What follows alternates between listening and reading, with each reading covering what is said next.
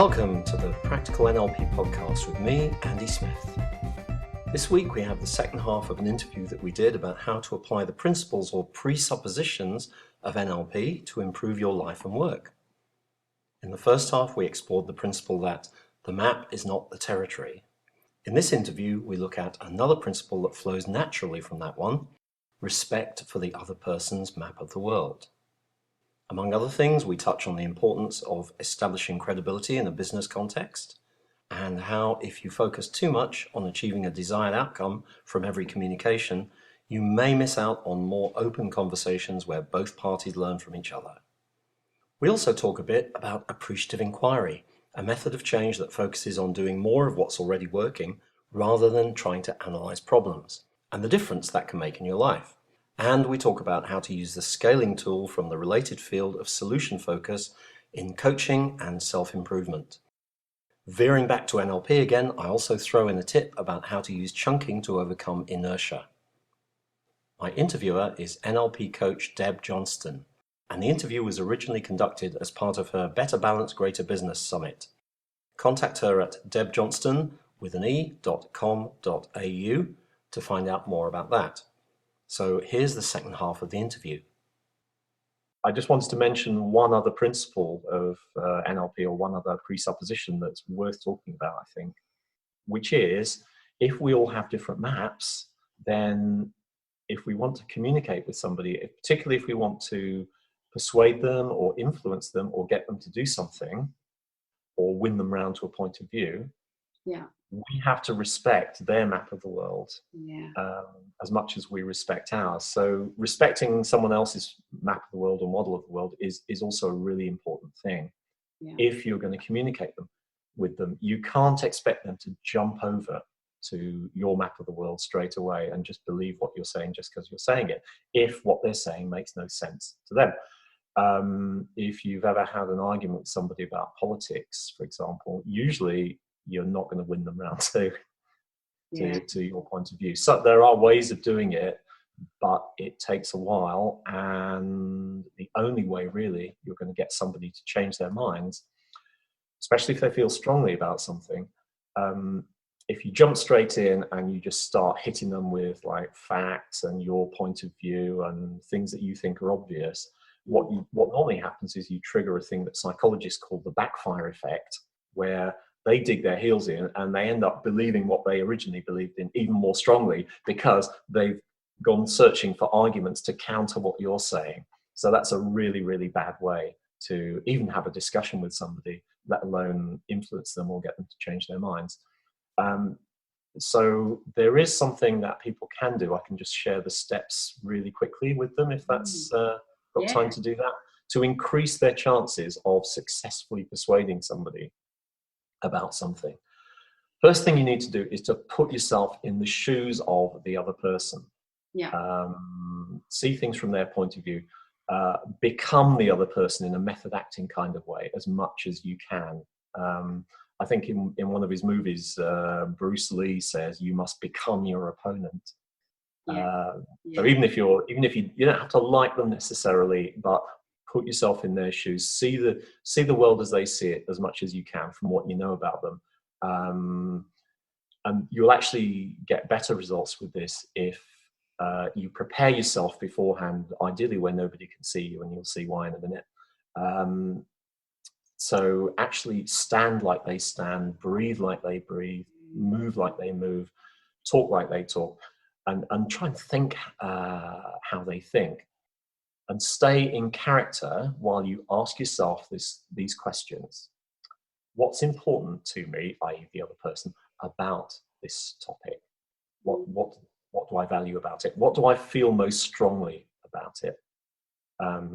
What's the emotional aspects? And what do I already believe about this topic? Because your intended audience, they're probably thinking in terms of what do I know to be true about this topic? To them, what they believe is the truth. Exactly.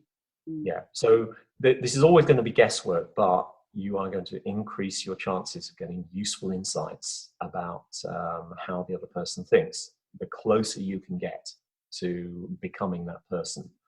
And now come back to yourself bring back everything that you've learned from putting yourself in their shoes, remembering that it is only guesswork. You still need to check your intuitions about against what they actually do, since really the only reliable evidence about a person is what they do, their behavior.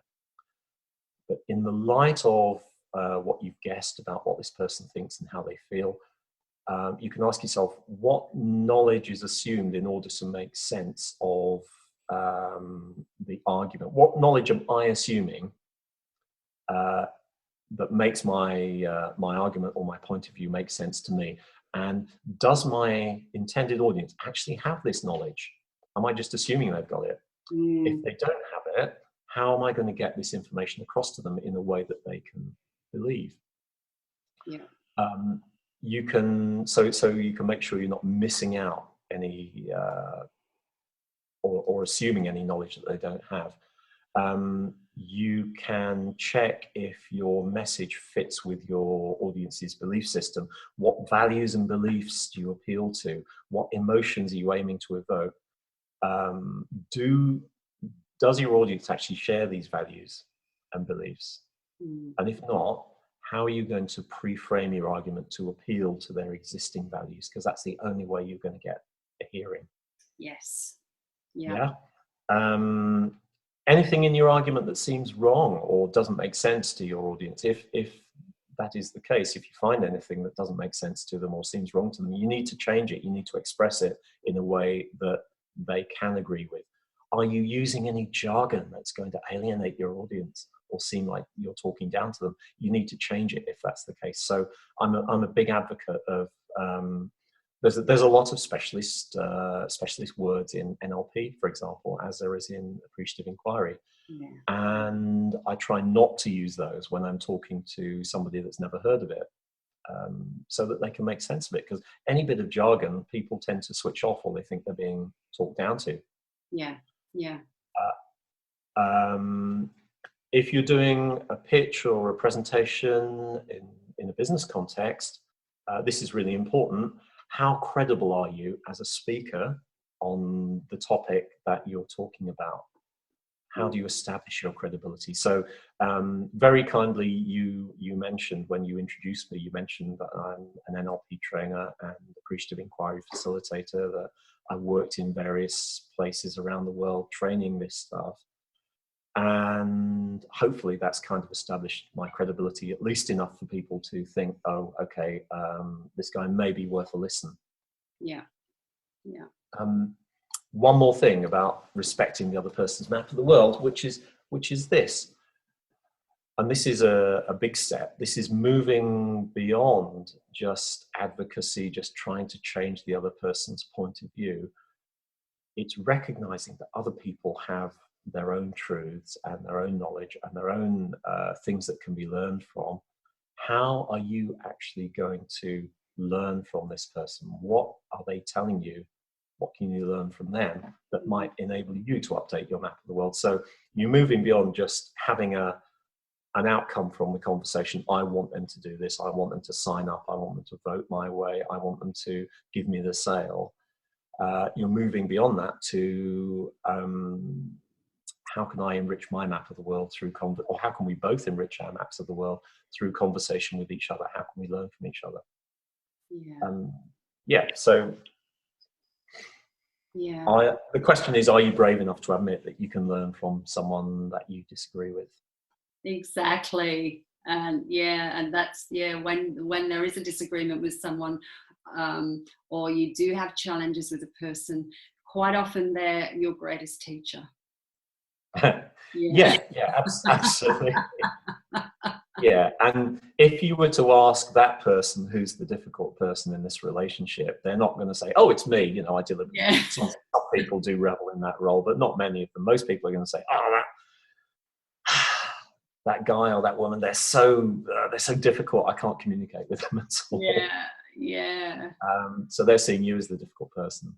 So you can learn something from that. Just put yourself in the other person's shoes and think, what do I look like to them? How do I come across to them? Yeah, exactly. That's just really powerful. Andy, is there anything else you'd like to add? About the NLP principles, I mean, I could go on about each one all day, but we're actually covering that in the gift that we're giving to your viewers, which is my audiobook, Practical NLP, how to use the principles of NLP to improve your life and work, even if you're not NLP trained. So we go through all of them in detail, and there's 2 or 3 little exercises that you can do, 2 or 3 little thought experiments that you can do with each one, by yourself or with another person. So there's loads in there. I don't want to talk any more about that. Hopefully that's whetted people's appetite for that. Yeah, you have.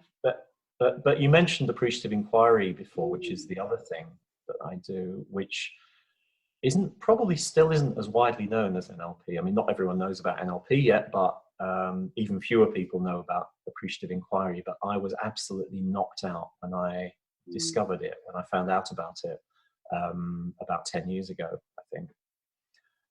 Appreciative inquiry is a method of change which, rather than looking at problems and analysing the problems and looking for the causes of them and trying to solve them and getting deeper and deeper into the problem, and with complex problems generally you feel worse and worse about it as you look and less able to come up with solutions, unless it's a really simple, trivial, easy problem, in which case just fix it. But with complex problems, very often the fix that you attempt will cause other problems somewhere else in the system or down the line. And those are the sorts of situations where everything I've tried hasn't worked, or the fix I used to use is getting diminishing returns. What the hell do I do now? Yeah. And really anything involving human beings is a complex system. So appreciative inquiry can be very useful. It's just a way of looking at the world where you're looking for what's working rather than what's not working. And in any situation, no matter how terrible your performance is, or your team's performance, or your company's performance, there are going to be things that they're doing that are actually working. And if we find out what those are, if we do more of them, if we build on that platform, if we find what conditions are in place when you are successful and put those conditions in place a bit more widely, we're going to be successful more often. So that's the idea. And also, because we're looking at stuff that we like, stuff we've achieved, stuff we're proud of, stuff that's important to us, we feel better about it as we investigate solutions, which means we can come up with better and more creative solutions. So if you think, now this is your audience here looking at this interview, if you think about some challenge that you're facing that you haven't been able to resolve, what's been the best, what do you want instead of that problem? How do you want things to be when it's sorted out completely? And what's been some of your best experiences of whatever that solution is? Because it will have happened sometimes in your life, even if it's not happening now. And the chances are, when you were more successful, when you were able to perform better, you're probably doing something a bit different from what you're doing now. Focusing on the problem, though, we tend to forget all that. The problem tends to expand to fill our whole field of vision till it looks like there's nothing else there. And the more we look at it, the worse we feel. There's a world of solutions out there. And if we start looking at what's working rather than what's not working, then we're going to get a better result. Yeah. So you mentioned before about the map of the world thing, everyone having a slightly different map of the world. Linking to appreciative inquiry, it links in this way that appreciative inquiry originally came out of, rather than NLP, which was really coming out of how an individual thinks and how their map of the world is, although you can use it with groups. Appreciative inquiry was a group process. It's about what happens in between people, even though you can use it yourself or with coaching another person.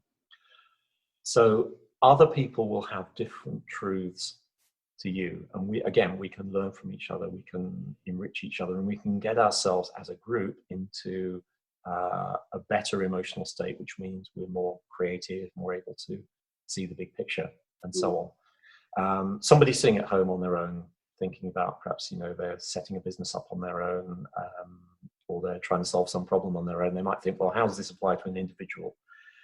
We can use the principles of appreciative inquiry, that particularly that in every situation something's working. We can use this to start feeling better about that challenge right now. So if you think of some challenge that you're facing that you haven't been able to solve completely yet, on a scale of 0 to 10, where 0 is the worst this thing's ever been and 10 is how it's going to be when you've solved the problem completely, whereabouts are you on that scale now? And somebody might say 4. It's a 4 at the moment. Or there might be a range, it might be like 4 to 6, depending.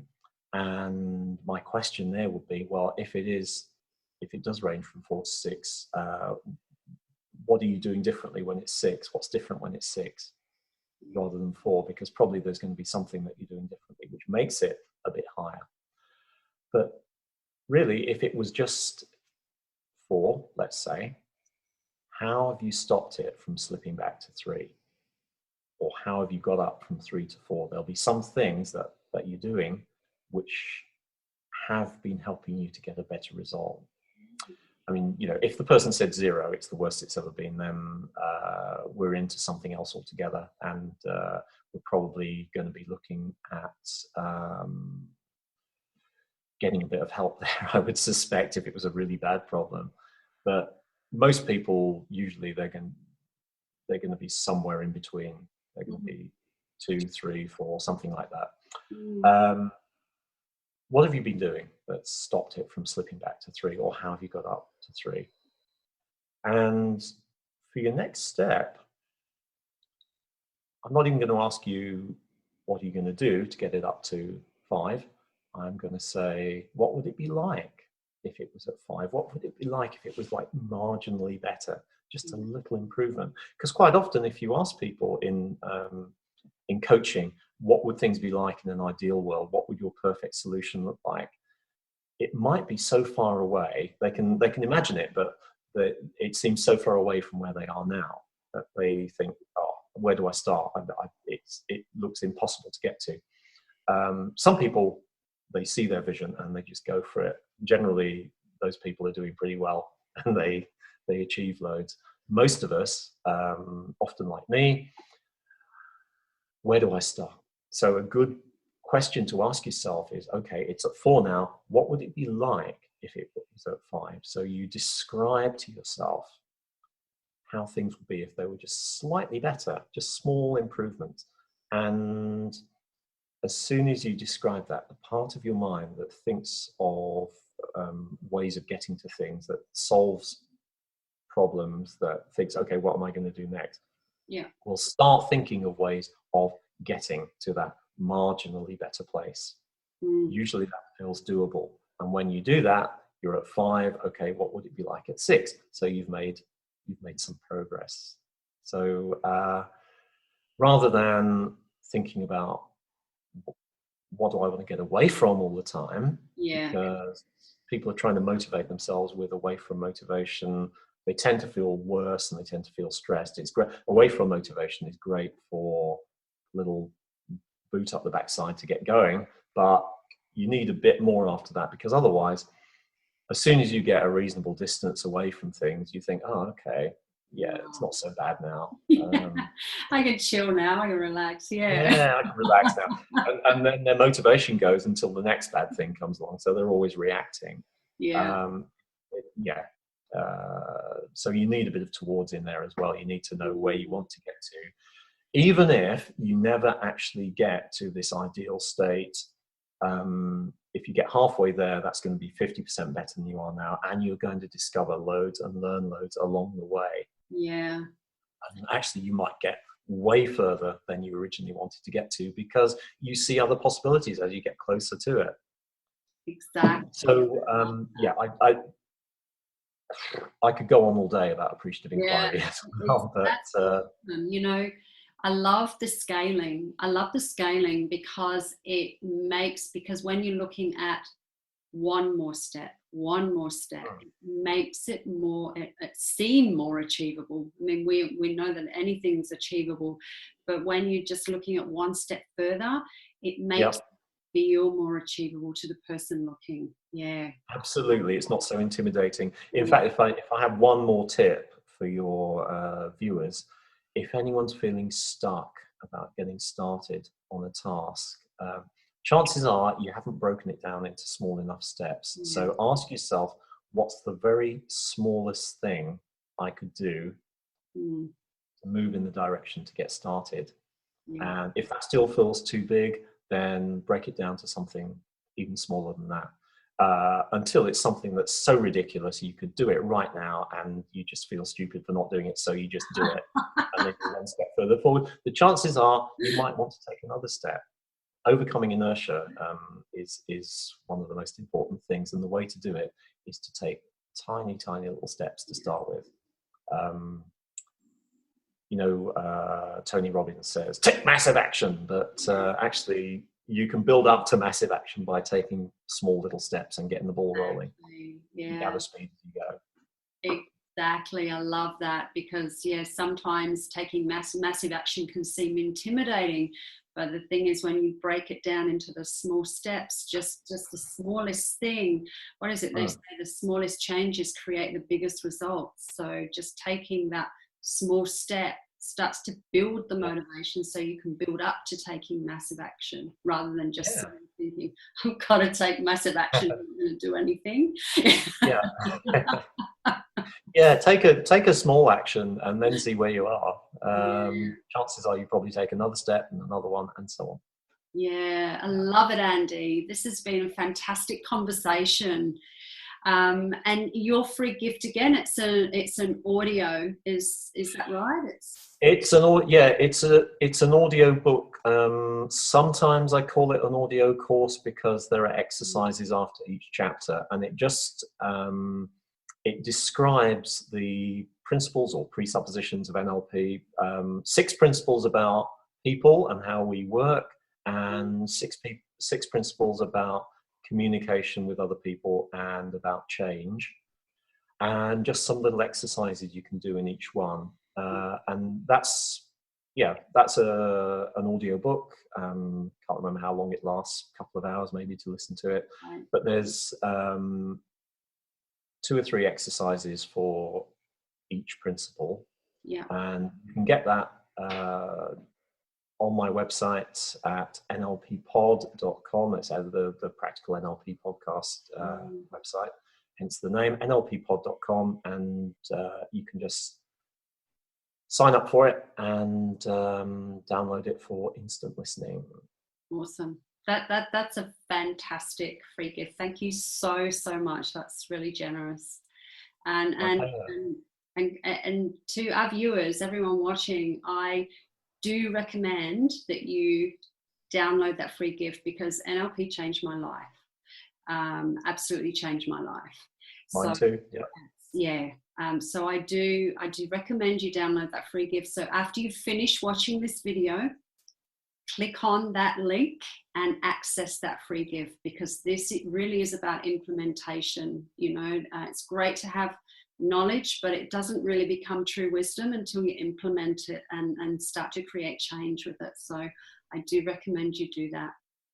Andy, thank you so much. This has been a wonderful interview. Thank you so much.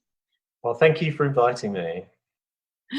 I'm so glad you could join us. And thank you everyone for tuning in for this conversation, this interview today. I trust you've gained lots and lots of insights and practical strategies that you can implement straight away to start creating change for you. Keep tuning in for upcoming interviews. I have more incredible experts all sharing tips and strategies on how you can be more productive, energized and peaceful and achieve more success. Talking of topics like time management, productivity, more on mindset, health and wellness, and lots more. Thank you again, Andy. Thank you. And thank you, everyone. And I'll look forward to seeing you again soon. Have the most amazing day today. Bye-bye. Bye. So that was my interview with Deb Johnston. I hope you found lots of useful stuff in there.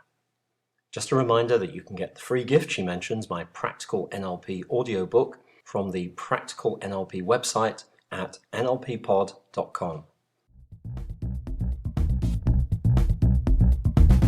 See you next time.